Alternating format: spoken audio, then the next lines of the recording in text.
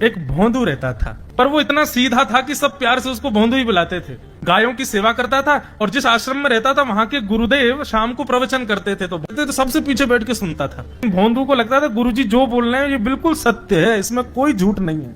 एक दिन गुरुजी प्रवचन करते हुए बोले, यमुना के पल्ली पार भांडीर वन में ठाकुर जी गैया चराने आए। भांडीर वन का नाम सुनते भोंदू कान खड़े हो गए। बोले भांडीर वन तो मैं जाता हूं गैया लेके, मुझे तो कभी मिले नहीं वहां पे। अरे मुंह में ही कमी होगी, मुंह में ही सामर्थ्य नहीं होगी उनको देखवे कि मैं ही नहीं देख पाए होंगे, वो तो आते होंगे वहां पे, मुझे ना दिखे होंगे। भोंदू ने पहली बार जिज्ञासा करी, गुरुदेव ठाकुर जी दिखते कैसे हैं?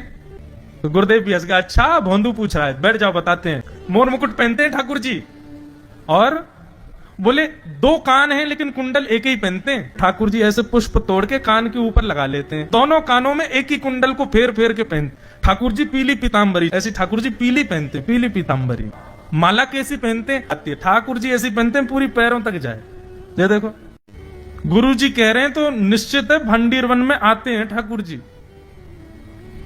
भोंदू अपनी गैया लेकर के भांडीर वन पहुंच गया। गैया चर रही थी, अब भोंदू ढूंढ रहा है, कभी वृक्ष के नीचे जाके देखे, कभी कहीं देखे, कभी ढूंढे कहीं से चंदन की सुगंधी आ जाए। गुरुजी बता रहे थे उनमें से चंदन की सुगंधी आती है, क्या पता कन्हैया यहीं कहीं हो।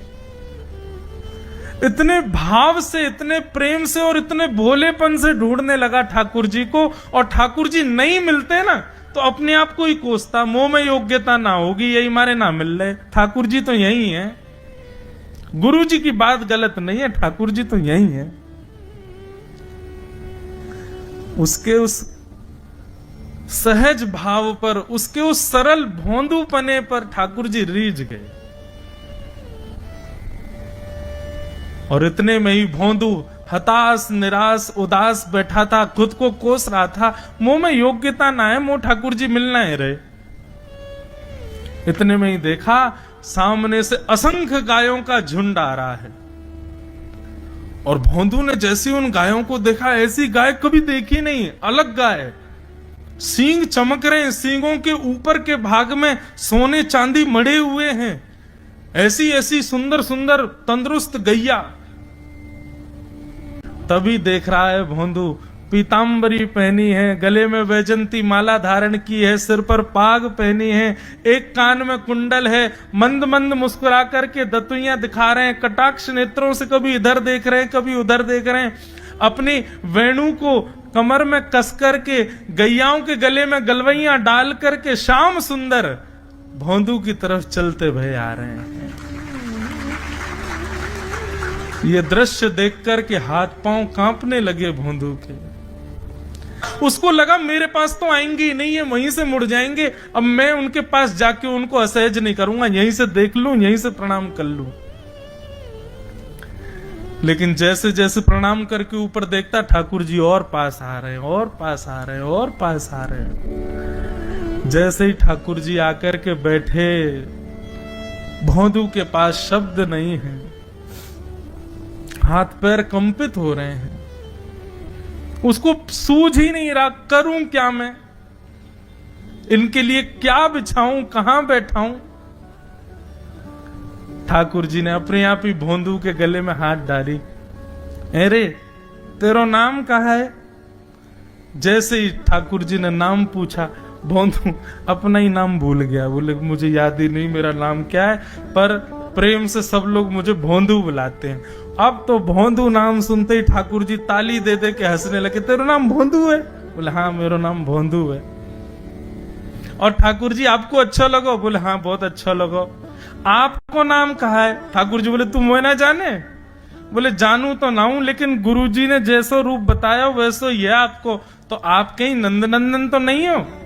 ठाकुर जी बोले हाँ मैं नंद नंदन नहीं हूं, यशोदा जी को लाला, नंद जी को लाला। भोंदू बोलो जय हो भगवान, आज आपके दर्शन है गए। गुरु जी और सब बालकन को तो आप शायद रोज ही मिलते होंगे, लेकिन मैं ही अभागो, मुंह को आप आज ही मिले हो। ठाकुर जी बोले अब चल बात मत बनावे, जल्दी कछु खवा, मुंह को भूख लग रही है। भोंदू एक कपड़े में रोटी बांध के उसमें मिर्च और गुड़ रख करके लेके गया। 2 रोटी थी। भोंदू ने जैसे खोली, एक रोटी ठाकुर जी के सामने धर दी, एक अपने पास रख ली, बोले मैं भी तो खाऊंगा। ठाकुर जी ने बढ़िया रोटी ऐसे घुमाई और प्रेम से गुड़ खामे और रोटी पान लगे प्रेम से, और ठाकुर जी तो चप चप करके नेक देर में पा गए। भोंदू तो भूल ही गयो, मुँह खानो भी वो ठाकुर जी को ही देख रहा है। ठाकुर जी बोले और जोर की भूख लगी, ला अपनी रोटी दे दे। भोंदू बोलो मुँह को भी भूख लगी है। बोले अच्छा चल आधी आधी खा ले, या मैं ते आधी तू खा ले आधी मैं खा लूं, दोनों खा लिए। कल ते नेक्स्ट से ज्यादा सी रोटी ले आइयो, भूख ज्यादा लगे, और सुन यही समय आइयो, मिलूंगा कल भी तोते। ठाकुर जी अपने मार्ग पर चले गए। भोंदू इतना प्रसन्न है, बोले आज मुझको ठाकुर जी मिल गए। गुरुदेव के प्रवचन का समय हो गया, भोंदू पीछे जाके बैठ गया, अपने गुरुदेव को प्रणाम करे, इनकी कृपा से ठाकुर जी मिले। उसने किसी को नहीं बताया, उसको लगा सबको ही मिलते हैं भगवान, मुझे ही मिले हैं बहुत दिन बाद। दूसरे दिन भोंदू खूब सारी सामग्री रसोई घर में इकट्ठा करके जाने लगा। किसी ने जाके गुरुदेव से कह दिया कि भोंदू बहुत सारी सामग्री ले जा रहा है। गुरुदेव ने जाके कही, भोंदू इतनी सामग्री ले जा रहा हो भैया, वो भंडारो करेगो का? नहीं गुरुजी भंडारो तो नहीं करूंगा, वो नंद नंदन नाम है, वो यशोदा नंदन मदन मोहन, वो अपनी गैया चरा के आए, कल भी आए, मेरी रोटी खा गए, मैं भूखो ही रहेगो कल। या हमारे ज्यादा सी ले जा रहा हूं, बेचारे बहुत भूखे आए कल, कि उनको पेट भर जाएगा, मैं भी पा लूंगा, या हमारे गुरुजी आज ज्यादा सामग्री ले जा रहा हूं। गुरुदेव ने मन में सोचा ये बात कोई और कहे तो अविश्वास किया जा सकता है, लेकिन भोंदू झूठ नहीं बोलता।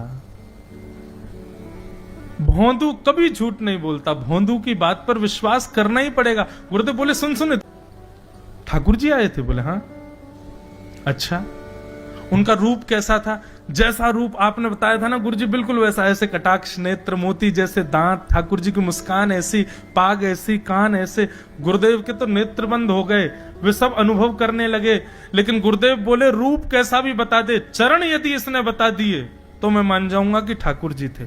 अच्छा तूने चरण देखे? बोले हाँ गुरुजी मैंने चरण देखे। चरण कैसे थे? ठाकुर जी के चरण जब वो चल करके आगे बढ़ते हैं ना तो चिन्ह बन जाते हैं। कहीं ध्वजा बनी थी, कहीं शंख बना था, कहीं कुछ बना था, और उनके जो नखून है ना उनमें से ऐसा लगता है मानो जैसे कोमल का पराग हो, कमल का पराग हो। और चरणों का रंग कैसा, जैसे मानो जैसे गुरुदेव कमल होता है ना, कमल की आकृति, ऐसे ठाकुर जी के चरण। जब चरण का यथावत वर्णन भोंदू ने कर दिया, गुरुदेव समझ गए, बोले निश्चित ठाकुर जी आते। नहीं तो भोंदू कहां जाने, इतनी बुद्धि नहीं है उस पे कि वो इतना सब कुछ ढूंढ धाड़ के मुझे बताए। भोंदू एक काम करेगा? बोले हाँ। ठाकुर जी आएंगे तो तेरे सखा बन गए? बोले हाँ। तो उनको लेकर के आश्रम आ जा, यहां पे आ जा।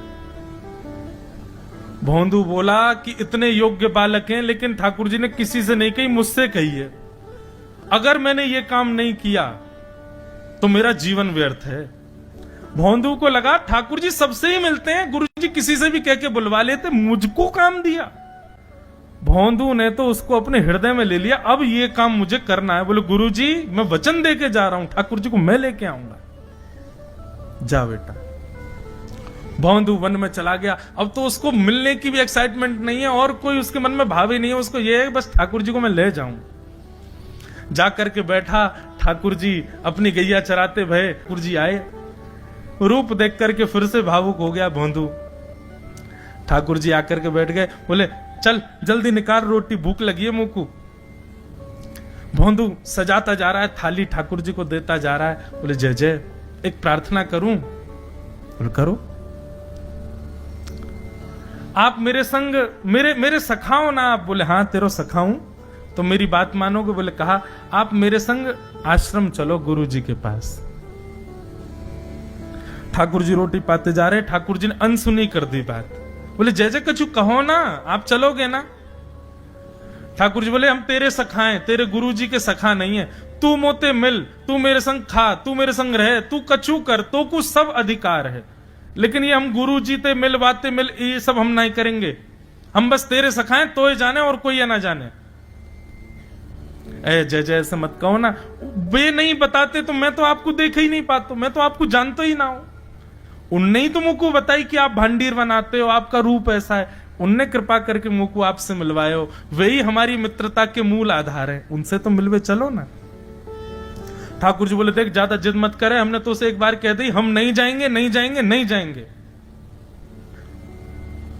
ठाकुर जी रोटी पा रहे थे तो भोंदू ने हाथ से रोटी और छनाई, बोले ये भी दो, ये भी गुरु जी की है, लाओ ये मिर्च गुड़ सब दो, ये सब गुरु जी को, ये भी मत खाओ। और सुनो, यदि हमारे गुरु जी से आपको प्रेम नहीं है तो हमको आपसे प्रेम नहीं है। कल ते अपनी गैयान को लेकर कहीं और चरावे जाओ, होंगे तुम नंदन नंदन अपने गांव के, मेरे गुरु जी के पास नहीं जाओगे। और सुनो, ये मुंह में जो रोटी रखी जाओ को उगल आओ, ये भी गुरु जी की रसोई में बनी है, हमारे गुरु जी से नहीं मिलेंगे। ठाकुर जी बोले अरे भोंदू ने रुक तो, नहीं नहीं नहीं अब तो मैं सुनूंगा ही नहीं, आपने ऐसे कैसे कह दी नहीं जाएंगे, 3 बार नहीं जाएंगे नहीं जाएंगे। और ये भांडीरवन मेरो है, मैं यहां गैया चरावे आऊं, कल से अगर तुम और तुम्हारी गैया दिख गई मुंह को तो तुम्हारी गैया को लेके मैं चलो जाऊंगा आश्रम, फिर तुम्हारी मैया बाबा तुमको मारेंगे। ठाकुर जी बोले अरे भोंदू इतना नाराज? बोले यदि मुंह से मित्रता रखनी है तो मुंह को वचन देना पड़ेगा कि आप आश्रम चलोगे, और अगर आपने फिर से नहीं कही तो मैं जा रहा हूं वापस, और कभी आपको मुख नहीं देखूंगा, अपना मुख नहीं दिखाऊंगा। ठाकुर जी बोले इस मुख को देखने के लिए या संग के लिए लोग पता हो तो कितनी तपस्या करें। बोले जो तपस्या करें उनको मुबारक, तुम मुंह को ना चाहिए, मुंह ना मिलनो तुमते, मुंह कोई गरज ना पड़ रही तुमते, आज तक नहीं मिले कल ही तो मिले हो मोते, वो भी गुरुदेव की कृपा से मिले हो, जाओ मत मिलियो, मुझे ना चाहिए तुम। ठाकुर जी बोले मैं तो ना जाऊंगा, मैं तो तेरे पास ही रहूंगा। बोले तुम मत जाओ मैं जा रहा हूं, कि जाने लगा वापस। भोंदू, ठाकुर जी पुकार रहे हैं भोंदू को, मानो जैसे त्रिलोकी लेके जा रहा है वो ठाकुर जी की, जैसे मानो पूरा ऐश्वर्य ठाकुर जी का ले जा रहा हो। अरे भोंदू ने रुक तो जा। भोंदू बोला अपना मुख भी नहीं दिखाऊंगा यदि आप नहीं चलोगे तो। भोंदू थोड़ी दूर गया, ठाकुर जी को लगी वापस आ जाएगा, थोड़ी और दूर गया, लगा अब आ जाएगा, लेकिन जब भोंदू दिखना बंद हो गया हमारे ठाकुर जी विचलित हो गए, दौड़े भोंदू की तरफ। ठाकुर जी दौड़ करके गए और जाकर के भोंदू के पिद्दी पे चढ़ गए। बोले ले चल अपने गुरुदेव के पास, चलूंगा तू जहां कहेगो, लेकिन तो दूर नहीं जान दूंगा। और भोंदू ठाकुर जी को ऐसे ऊपर चढ़ा करके आश्रम जा रहा है। गुरुदेव आकर के खड़े हो गए और मन में बस विचार कर रहे थे, हाथ पांव कांप रहे थे, बोले ठाकुर जी आएंगे कि नहीं। इतने में ही भोंदू आया और तभी देखा भोंदू की पिद्दी पर ठाकुर जी टंगे भय आ रहे हैं।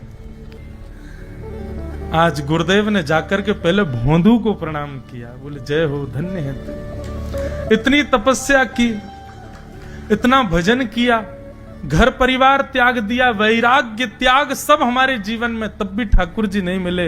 लेकिन वारे भोंदू, तेरी सरलता, तेरी सहजता, तेरा ये निर्मल भाव कि ठाकुर जी तेरे अधीन होके यहां आश्रम तक चले आए।